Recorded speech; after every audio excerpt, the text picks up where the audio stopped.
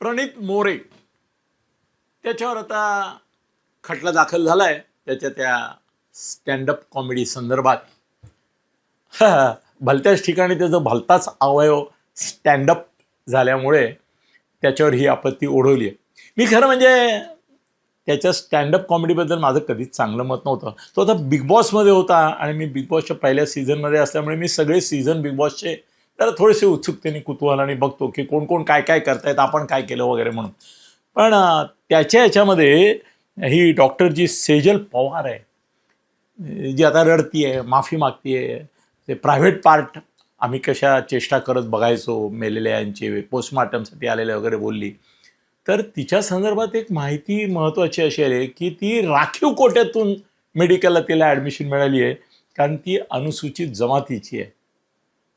वाह, चांगला दुरुपयोग करते राखीव जागेत मिळाल्याचा.